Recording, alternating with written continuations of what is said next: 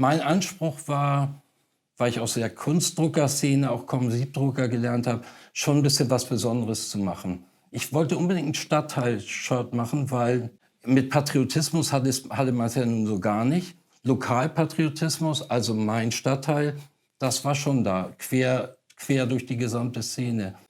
Ich hatte mich für reale Totenköpfe interessiert. Ich war Leonardo da Vinci-Ausstellung, anatomische Zeichnung. Ich fand das super. Wollte praktisch einen realen Totenkopf einfarbig umsetzen. Im Gegensatz zu den zweidimensionalen Piratenflaggen, die es natürlich seit Hunderten von Jahren gibt.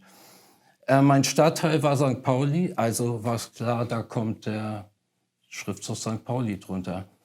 Die Knochen hatte mir der Hamburger Comiczeichner Mats Meinka gezeichnet, die wir aber ursprünglich für ein anderes Motiv verwenden wollten. Es kam 1989 der Batman-Film raus und wir hatten ein Anti-Batman-T-Shirt geplant mit Knochen drunter und dafür hat er sie mir gezeichnet.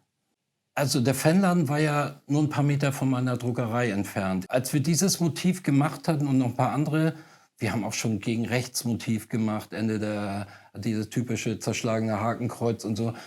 Die Zusammenarbeit war sofort da. Das Totenkopfmotiv ist 89 entstanden. Wir haben es in erster Linie über Plattenläden wie Zardos und eigentlich so Szeneläden in Hamburg verkauft. Sven hat das sofort in den Fanladen genommen. Und dann gab es diesen enormen Schub. Also der Boom war Wahnsinn. Im Fanladen gab es den Totenkopf, so wie er ihn heute auch noch gibt, in leichten Modifikationen. So. Aber so wie es ihn gab. Und das war halt ein Produkt, was ja ein bisschen auch die Sinngebung des FC St. Pauli war. Es ist kein Produkt des FC St. Pauli gewesen, sondern es ist ein Produkt aus dem Stadtteil gewesen. Und der Fanladen sozusagen repräsentierte eine gewisse Szene und hat sozusagen der Totenkopf war das Symbol dieser Fanszene. Da hat der FC St. Pauli damals auch noch große Widerstände gegeben gehabt.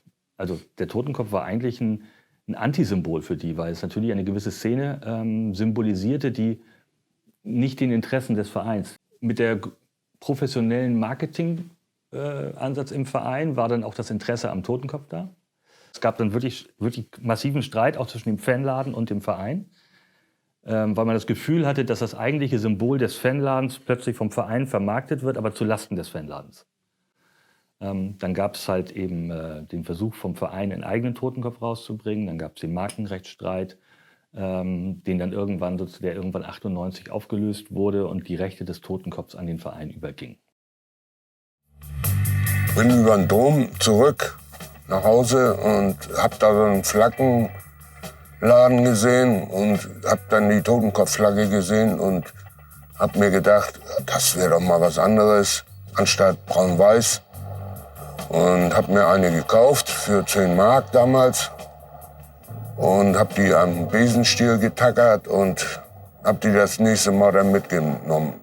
Ja, also ich kannte ja Mabuse, wir waren ja eigentlich Teil der gleichen Szene. Ne? Mabuse war ja auch immer sowohl als Politaktivist ziemlich dabei, der hat ja oft gekocht für Demos und so und hat die FOKÜ ja auch mit organisiert teilweise. Der hat, glaube ich, auch mal ganz kurz das Krawall sogar davor noch gemacht, da kannte ich ihn, glaube ich, schon, mal kurz 83. Naja, jedenfalls kann ich mich erinnern an einen grauen, sehr regnerischen Herbsttag, wo Mabuse mir entgegenkam mit einer Totenkopfflagge. Ich würde mal schätzen, das war 85 oder 86 oder so. Ein Ordner sagt, mit der Fahne kommst du nicht rein. Und beim nächsten Heimspiel kommen gleich 30 Leute und bringen jeder so eine Fahne mit.